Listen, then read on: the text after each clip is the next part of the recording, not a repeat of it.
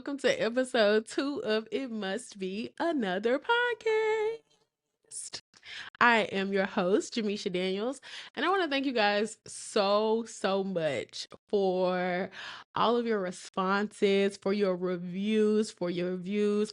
Your support means absolutely everything to me and this podcast. And so, without any further ado, we're going to get to episode 2. Dose. So today, we are going to be talking about a couple of things.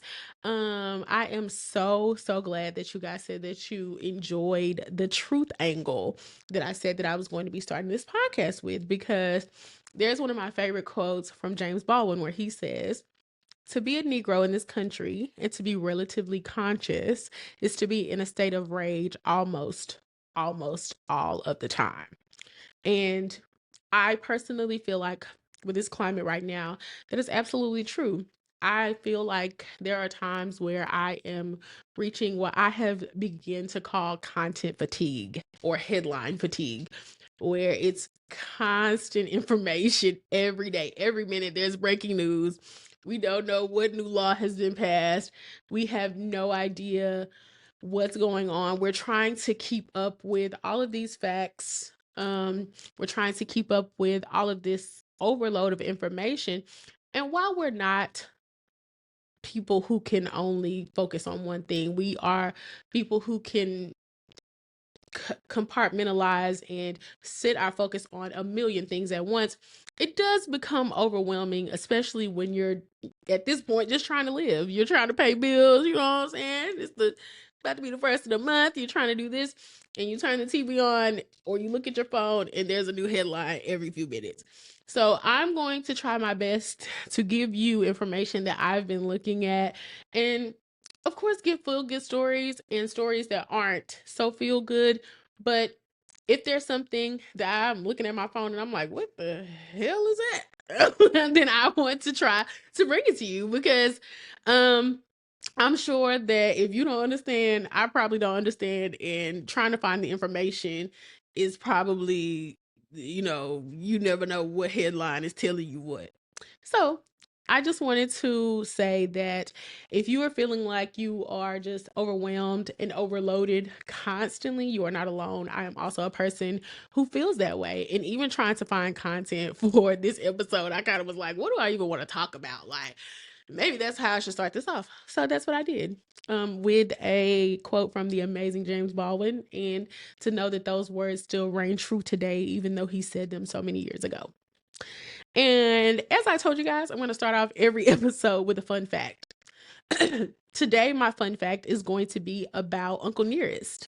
So, Nathan Nearest Green is the first known African American master distiller, and he was a mentor and the person who taught Jack Daniel how to make whiskey. We all know about Jack Daniel's whiskey. Of course, I'm a Jack and Coke girly. Put me a little splash of lime on that.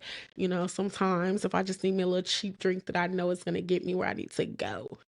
But a lot of people are also aware that there is a Black woman CEO who launched a whiskey brand that paid homage to Nathan Nearest Green.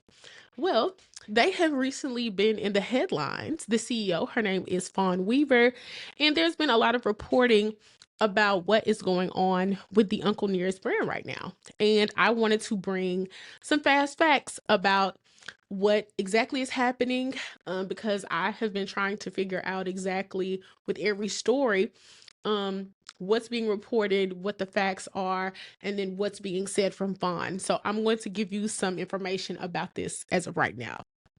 So, Uncle Nearest and Fawn Weaver are being accused of defaulting on $100 million bank loan. This information, the source for this is for MSN, which is what I'm looking at right now. And this story was actually originally reported by two urban girls, who also spoke with some representatives.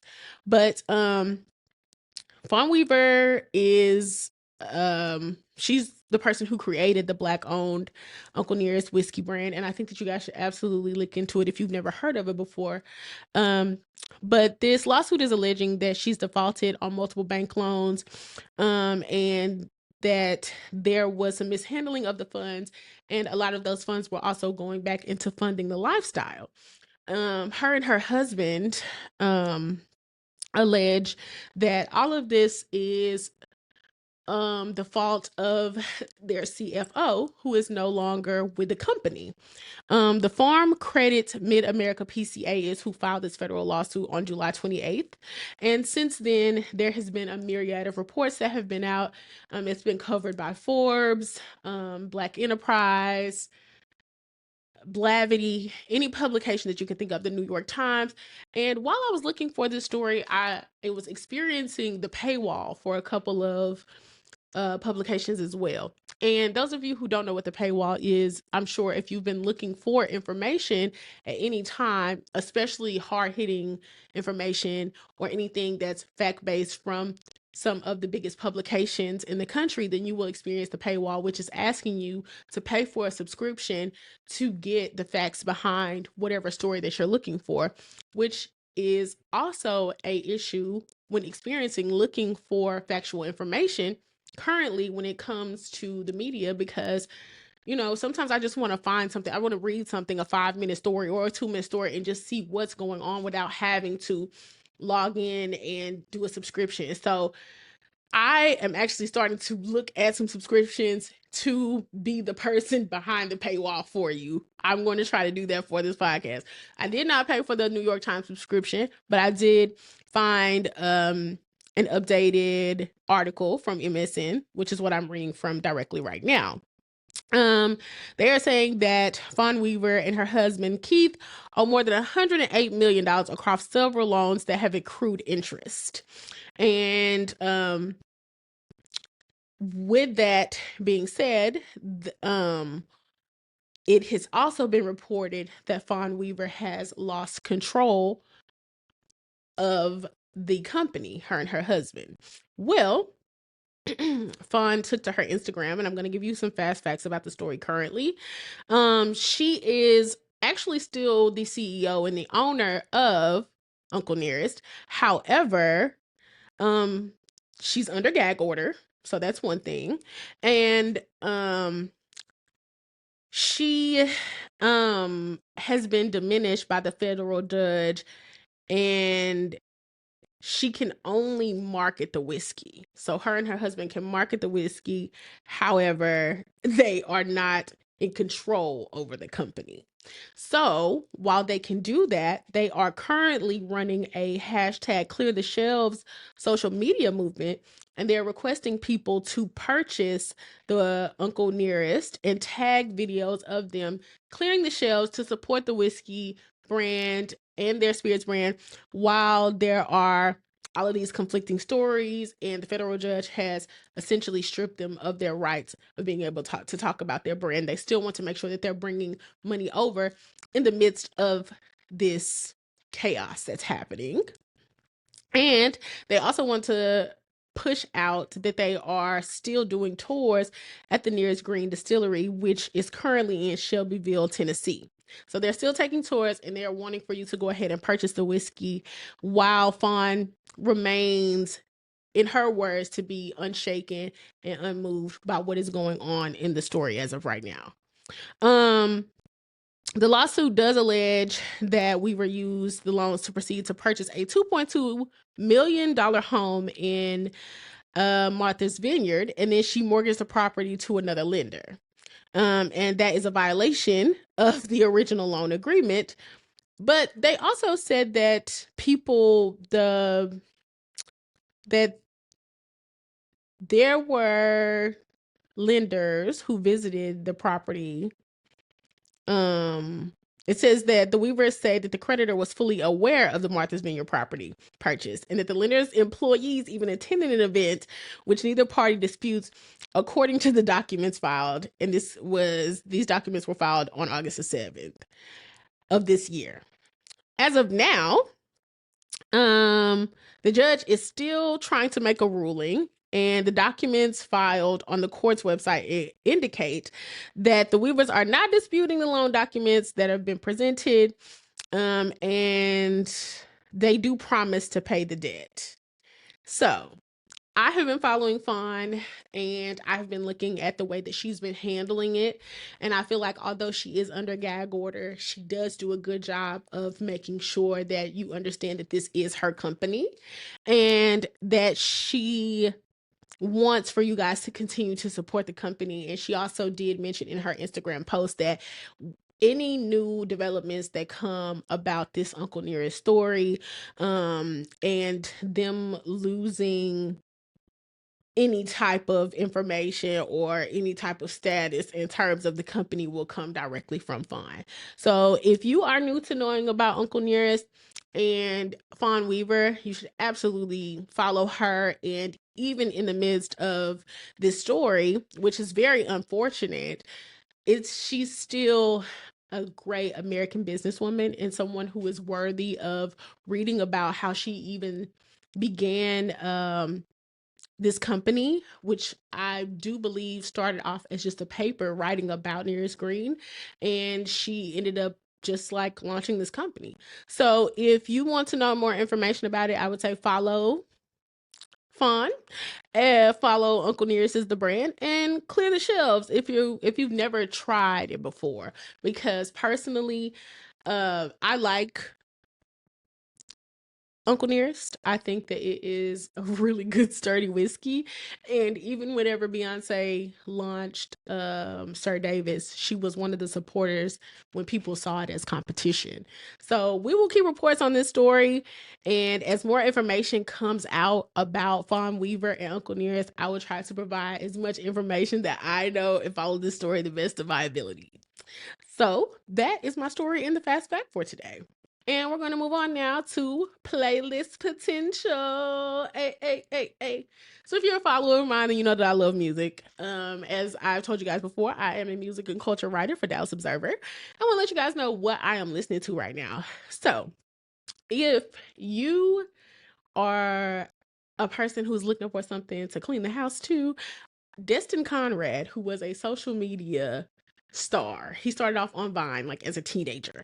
And there's an influx of people who started off as like these social media kids who like had us laughing, and now they are dropping music or they're leaning into the film and TV. Well, Destin is one of those people. He has just dropped a alternative jazz album called Whimsy, and I just came across the day that it dropped. I'm a follower of Destin, but I didn't realize that this album was dropping. I just ended up seeing it on my Spotify, and it was a gloomy day in Dallas. I ended up playing this album and let it riding all the way through. I hit the Pod Squad group message immediately. I was like, y'all need to, if you looking for something to clean up to, you need a little vibe, go ahead and put Whimsy on your playlist, or just let it run. Let me know what you feel about it, because I personally think that it's one of them ones. Also, if you have not listened to Jason Lyric's Brick 5 mixtape, listen to it. If you're a lover of, some really good gritty bars, this is that one. It's one of them ones. I also recently wrote an article about the launch of this, you know what I'm saying? Shameless plug. So if you have not had a chance to read my article on Jason Lyric and the Brick 5, or if you don't know who Jason Lyric is, revisit some of his old bodies of work. He's such a versatile artist. He is one of those guys who is a student of music. So not only is he a producer, he's a director, but he got some hits on him. You know what I'm saying? So playlist potential. Jason Lyric, listen to him. And the last person that I'm going to pub, I also recently went to a K-Camp concert, right? And I know that some of us are like, K-Camp. Let me tell you, I listen to K-Camp. His Kiss 6 mixtape. No, the Kiss 6 is what just dropped. I got back on K-Camp in 2020 when the Kiss 5 dropped. I was getting my hair done for my 30th birthday in the middle of the pandemic. And the hairstylist was doing my hair and listening to it. And I'm like, oh, what is this? So when Kiss 6 dropped, I was, of course, anticipating this because he dropped a deluxe album. But this just dropped maybe a couple of weeks ago. And he had a Dallas tour stop, which I covered. So you can also read that story on Dallas Observer if you missed out on the concert. It was a sold out show and it was amazing. But when I entered into the House of Blues in Dallas. I walk in, his opener was Domani Harris, which is T.I.'s son. And while I'm not a listener of Domani's music per se, I think that what I've seen on him on social media, he has a really good vibe to him. And it's, each one of T.I.'s kids that are pursuing music, they have their own avenue. And I love that. I think that we've been seeing Domani make music since the Family Hustle. So he was downstairs not only taking photos, but he was playing Connect Four with some of his fans. So I ended up challenging him to a game of Connect Four and an interview. So there is a 2-minute interview that I have with Domani Harris that you guys can check out right now. All right, so it's me, Demisha Daniels. I'm here with Domani. We are about to, play some Connect Four, and I'm going to interview him as well. So hopefully you can hear me. All right, let's go. So, what is your biggest inspiration for your music? For music?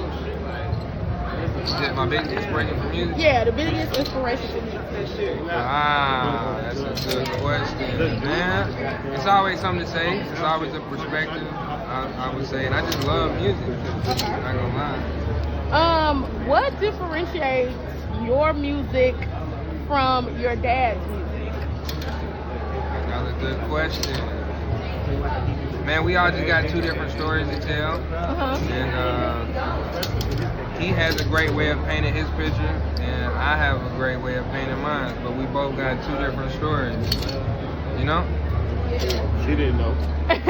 Of course, I do know this. Okay, so just in terms of your story, you started off on the Family Hustle. That's when we saw you as a rapper. If you could give yourself advice now to that kid, what would you ask yourself? What would you tell yourself about the music? What would I tell myself? Let me see. Go with the first thought. Go with more of your first thoughts. That's what I would say. And who is your dream collab? A lot of my family. Okay. The family. And the last question is, what is the most important part of your creative process? Most important part is knowing when to think and when not to think. Okay. And when do you think that you think the most? When do I think the most? Yeah. Let me see. Whenever I'm overthinking, but when is that? Let me see. I don't know. What part of the song or the project I guess gets the most thought? Is it the collab? Is it the verses? I would say just trying to figure out where I want to go with it. A lot of times I don't know exactly where I want to go with it. You let it, so you lost. Yeah. I mean, oh, okay. You lost. Oh, dang, I missed it. Okay. But no, a lot of times, it's a good game too. Okay. But a lot of times I don't know exactly where I want to go with it. Okay. So I guess maybe that would be overthinking. So. Okay. And my last question is, what is some advice that you will offer someone who's just starting out? Advice? I sent you something for the birthday. Know when to get out the way of the music. Put the music out. After you make the music, I would say it's no longer about you. I mean, give it to the people, and whatever they turn into, that's what it was made for. You know? I got you. I love it. All right. This is me, Demisha Daniels. I'm here with Domani, and we out. Yeah. Thank you guys for watching that interview. It was really quick. I looked a mess. I'm not even going to lie. It had been a long weekend, and I had already said I was going to cover the concert. I literally just threw on a hat and was like, let me go to this concert so that I could work. But it was great to meet you, Domani. Thank you so much for taking the time to not only take the interview, but apparently beat me in Connect Four because I didn't have a chance to focus. So if you want a rematch, I want that. I need that because, you know what I'm saying? It was a good game. I actually almost had you in the first half. I'm not going to lie. But thank you guys so much for tuning in to episode 2 of It Must Be Another Podcast. I have set up a email for you guys to hit if you want to give me a Black business spotlight. If you have some music that you think that I should put on a playlist, you have your own music, shoot it over to me. If you have a news story that you want for me to talk about and cover, shoot it over to me. I would love any feedback that you have. I would love any information that you have. The email is itmustbepod@gmail.com, and I'm going to put it in the description box. Once again, thank you so much for tuning in to episode 2 of It Must Be Another Podcast. I cannot wait to see y'all again.